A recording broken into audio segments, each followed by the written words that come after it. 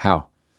Let me be very clear about something. A woman is not an open book, and she shouldn't be. See, the world teaches women to be emotionally available, vulnerable, giving, like love is supposed to be served on a silver platter to anyone who asks nicely. But here's the truth that no one's saying. What you give too freely will never be truly valued. Some things, some sacred, powerful, deeply personal things, must remain hidden until the right man proves he's earned the key. So let's talk about 5 things a woman should never give away too soon. Not out of fear, not out of distrust, but out of self-respect. Let me tell you something most people don't talk about. You don't owe full emotional access to anyone, especially not right away. How? Just because you feel deeply doesn't mean the world needs to see every corner of your heart. You can be emotionally intelligent, emotionally available, and emotionally mature without being emotionally exposed. Now listen closely to this. There's a difference between being vulnerable and being emotionally raw in front of the wrong audience. Vulnerability is a strength. How? But it's not a public performance. It's a private invitation extended only to those who've earned your trust. And just because someone shows up with good energy on day one doesn't mean they're built to carry the weight of your inner world. When a woman gives a man immediate access to her emotional blueprint, all the things she feels, fears, dreams of, and breaks under, she gives him a level of insight that he hasn't worked for. He may not understand the depth of what he's been given. How? He may not know how to handle it, or worse, he may know exactly what he's doing and use it to manipulate the connection. Either way, you end up feeling exposed, unseen, and eventually unprotected. There's power in pacing. And pacing is not playing games. It's setting the tone. It's saying, I'm not going to show you the entire map of my heart just because we had a deep conversation or a few late night texts. No, that map is sacred. That map has history. How? And if he wants to walk with you emotionally, he needs to earn each step. Some women were taught that emotional openness is the ultimate sign of connection. But let's get real for a moment. Connection without boundaries becomes codependence.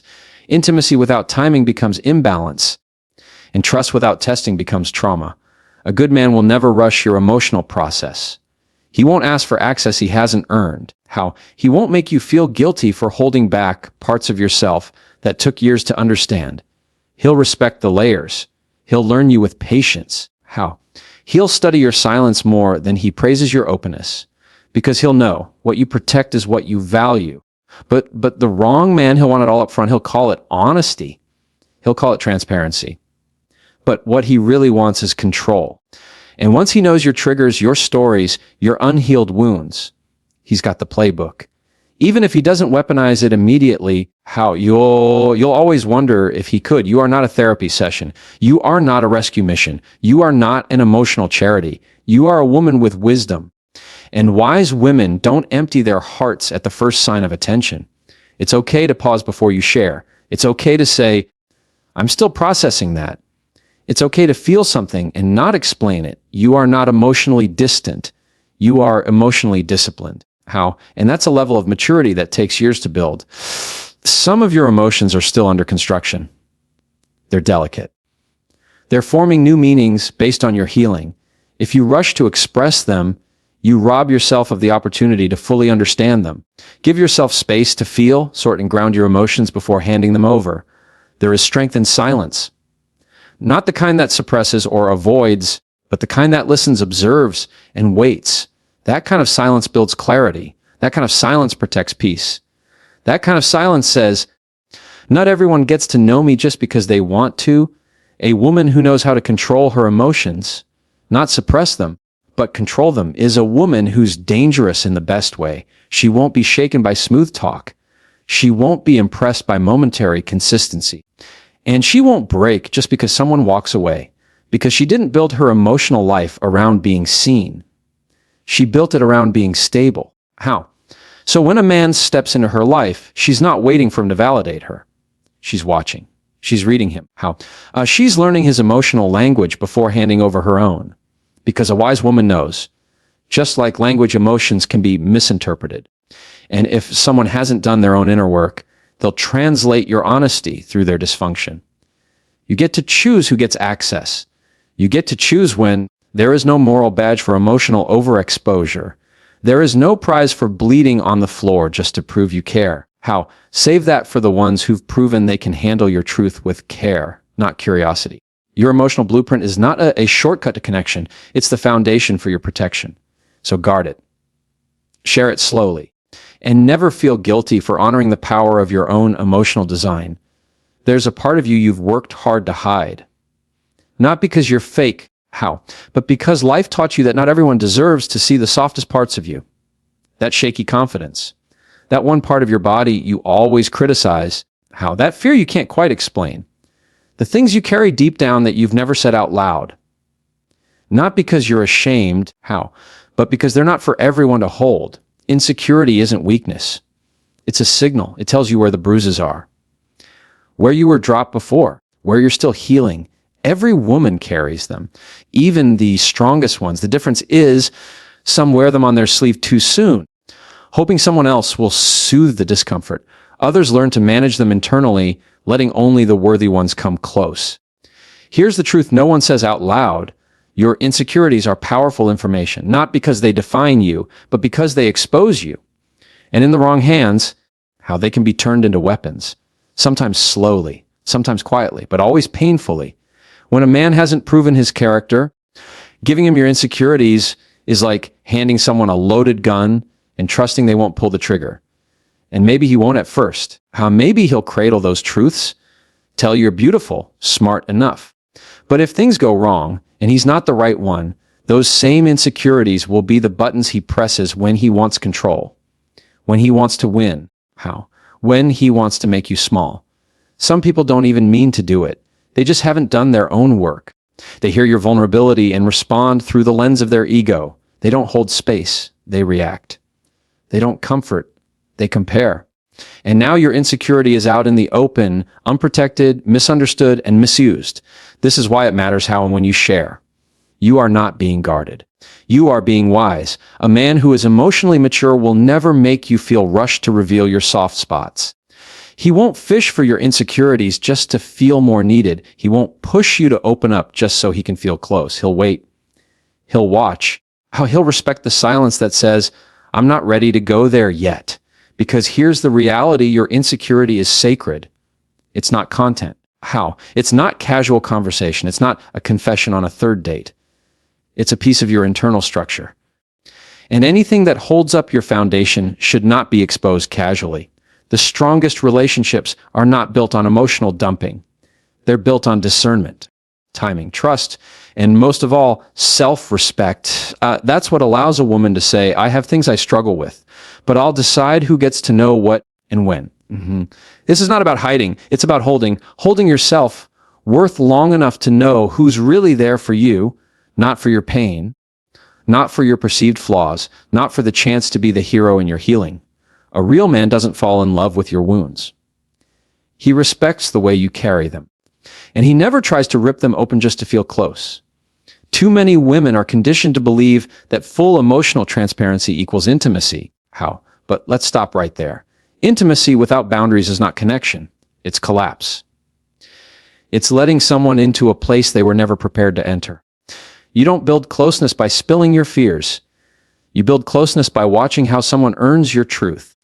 There's a kind of self-control that feels unfamiliar at first. The kind that says, I can feel this insecurity rise up in me, and I can choose not to hand it over right now. That's strength. Not because you're hiding who you are, but because you're protecting who you are becoming. Some of the most secure women still have insecurities.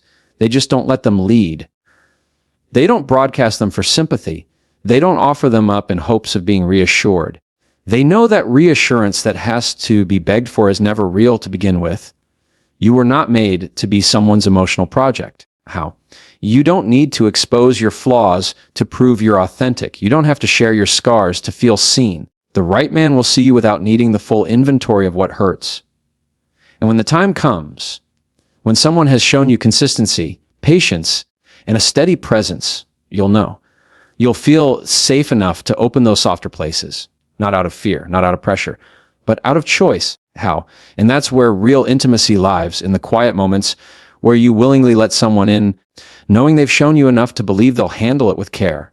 Until then, protect your peace. Guard your sensitivity. Speak with clarity, but hold back what's sacred. Because a woman who can carry her own insecurities without needing them validated by someone else, that woman is powerful. That woman is grounded.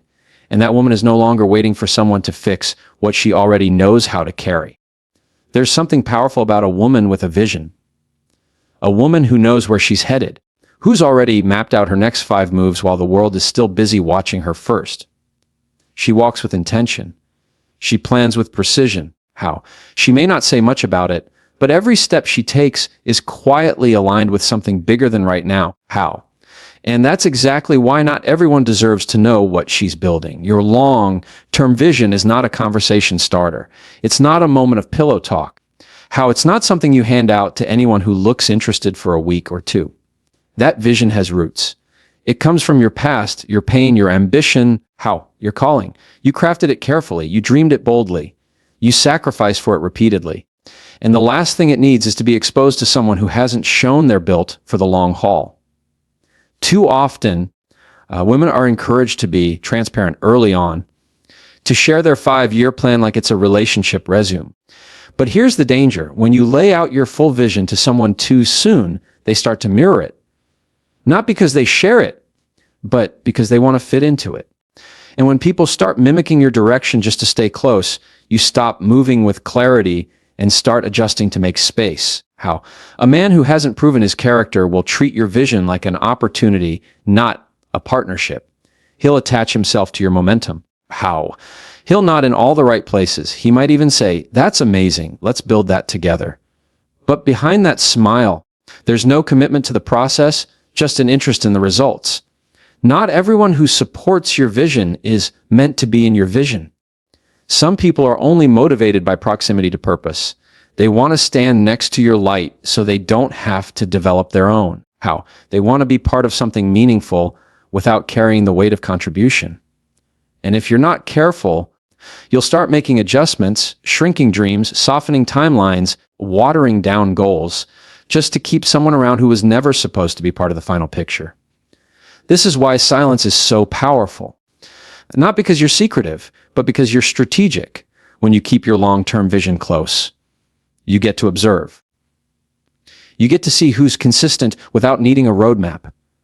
You get to test their character without handing them the blueprint. You get to ask, are they self-driven? Do they have purpose? Can they handle a woman who's already in motion?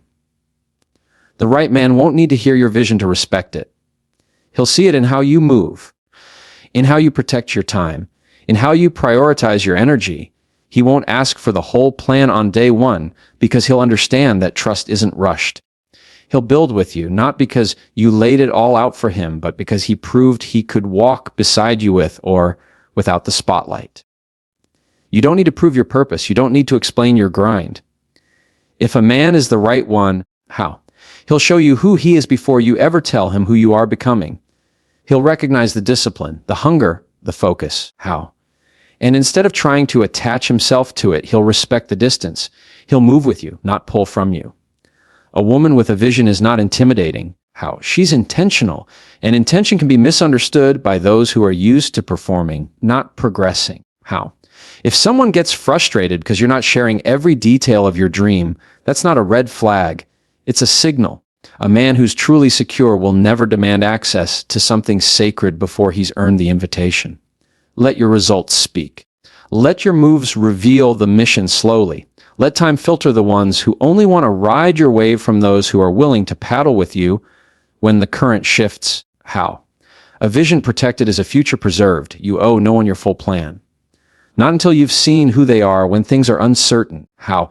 Not until you've seen how they handle disappointment, detours, and delays. Because if they can't respect your silence, now they won't respect your leadership later. Build quietly, move privately, protect your long-term vision like it's already real.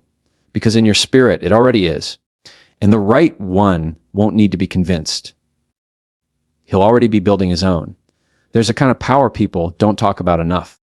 The kind that doesn't come from how loud you are or how bold your opinions sound. It comes from knowing exactly what you have, what you owe, what you've built, and where you're headed. Quiet financial control, silent independence. That's a kind of security no one can fake. How? And that's exactly why your financial details are not meant to be public property. Money is more than numbers. It's freedom. It's choice. It's protection. How? It reflects your values, your habits, your survival. It tells the story of where you've been. How many times you've had to restart, rebuild, recover. How? And for a woman especially, financial information is deeply personal. It's not just about what's in your account. It's about what it cost you to get there. So when someone asks too early what you earn, what you've saved, what you're investing in, you need to pause. Not because you have something to hide, but because you have something to protect. Disclosing your financial picture too soon opens doors that aren't meant to be walked through yet.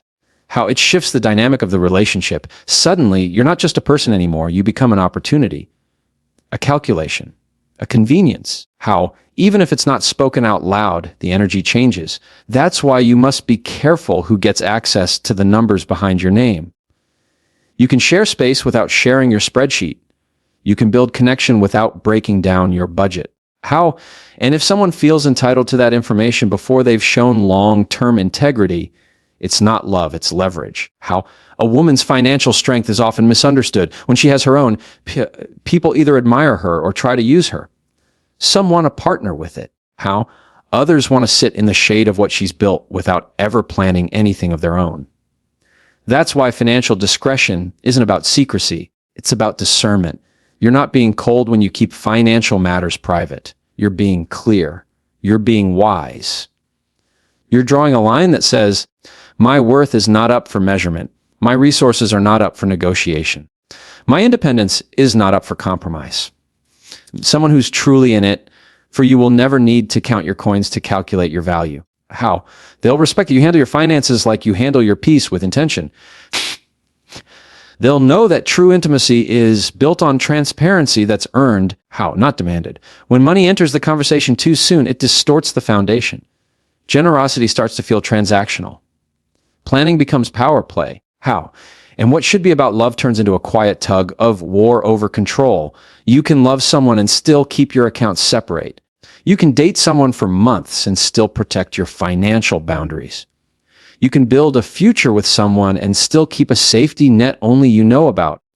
These aren't signs of distrust. They're signs of maturity. And anyone who can't handle that isn't ready to build something real. How? The most dangerous financial decisions are the ones made in emotional rush. When love feels exciting, new, promising, some women feel the urge to give fully, to co-sign, to invest, to provide, to share access out of hope, not proof. But real partnership requires more than feelings. It requires a track record. You don't share your credit before you've seen their character. You don't blend resources before you've watched how they manage their own. How? And you don't offer stability to someone who's still trying to figure out how to stand. Let your financial wisdom speak louder than pressure. How? Let your planning speak louder than flattery. Let your self-discipline speak louder than fear of being seen as selfish. How? Being cautious with your money doesn't mean you're materialistic. It means you've lived long enough to know what it costs to rebuild. You've seen how hard it is to repair trust once it's tied to debt, guilt, or imbalance. And you're not going down that road again? Not for love, not for charm, not for temporary attention. You have the right to ask the hard questions without giving up the answers you're not ready to share. How? You have the right to observe how someone handles their own life before you open the door to yours. How? And you have the right to walk away from anyone who makes you feel guilty for protecting what you've worked for. Because when the right person comes along, they won't be intimidated by your financial boundaries. They'll be inspired by them. They won't want to take from you. They'll want to grow with you. How? And you won't have to explain why your wallet is closed until your heart feels secure. They'll already understand. Not everything you've survived needs to be spoken. Not every wound needs to be explained. How? And not every man deserves to know what you've carried just to stand where you are.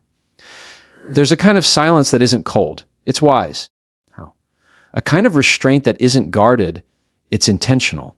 Because when you've lived through enough, you start to realize that your pain isn't a story for the curious. It's a lesson for the committed. And only those who are truly prepared to hold space for your truth should be allowed to hear it. Some people ask about your past, not to understand you, how, but to study the cracks. They want to know where you've broken, not so they can be gentle with those places, but so they can measure their reach. How? They'll listen to your story, then use your survival as a soft spot, not always in loud ways, sometimes in quiet, manipulative ones. Words that sound comforting but carry undertones of control. Comparisons that sound innocent but cut where you've already bled. This is why your healing is not a conversation starter. It's not a confession. It's not a moment you owe anyone just because they show interest. Healing is personal, deeply personal, and your past pain deserves protection, not performance. You're not closed off because you don't share it. How? You're not emotionally unavailable because you don't unpack your trauma in the first few dates. How? You're being intentional with the parts of yourself that took years to rebuild. And that kind of intentionality isn't distance. It's discernment. When you hand over your pain too soon, it doesn't create connection. It creates imbalance. How? Now the person in front of you has a level of insight that doesn't match the trust. They see the story, but they haven't earned the responsibility that comes with it. How? That gap is dangerous because the story of your pain isn't just a memory. It's still alive in how you love, how you trust, how you respond to distance and closeness. Real intimacy doesn't ask you to hand over your history like a checklist. It gives you time, space, safety. The right person won't need to dig for the worst parts of you to feel close. They'll be patient with your pace. How? They'll respect the boundaries without needing to understand the reason behind everyone. Your past doesn't define you, but it does inform you. How? And only someone who's willing to honor that should be allowed into that part of your life. Too often, women are praised for being open, honest, transparent, as if oversharing is a sign of emotional availability. But emotional dumping is not the same as emotional depth. Sharing everything too soon doesn't build trust. It bypasses it. There is strength in saying, that's a part of my life I'm not ready to talk about yet. There is dignity in choosing when and with whom you share your truth. There is power in walking away from someone who demands full access before proving they'll handle it with care. And make no mistake, how someone responds to your boundaries around your past tells you everything. If they try to guilt you, push you, or interpret your silence as rejection, they're not ready. If they can't honor the parts of you they can't yet see, how they won't honor the parts you eventually show. Pain changes people. It doesn't just hurt. It shapes. It redefines how you view love, safety, closeness. How? And when you've gone through enough, you learn that peace is more valuable than connection. That silence is sometimes safer than storytelling. How? That it's better to be misunderstood for your quiet than manipulated through your openness. The ones who are meant to be part of your life won't rush your process. How? They won't treat your trauma like a milestone. They won't ask you to unpack the past just so they can feel like they've earned your trust. They'll show you trust through consistency, patience, presence, not pressure. Your story has weight. It's sacred. The things you've healed from, the moments that broke you, the nights you cried in silence, they're not entertainment. They're not bonding tools. They're not for someone's emotional curiosity. They are for the one who walks slowly beside you, proves they're not here to fix you or figure you out, but to learn you at your pace. You're not less loving because you're careful. You're not less available because you take your time. You're not less genuine because you don't hand over the hard parts of your story too soon. You're wise. You're aware. How? You know what it costs to heal, and you won't let anyone set you back for the sake of false intimacy. There is peace in holding your story close. How? There is power in protecting your past from people who haven't earned the right to hear it. And there is freedom in knowing that you can love someone, be loved by someone, and still keep parts of your history private until trust invites it forward. Not pressure, not pity, not persuasion.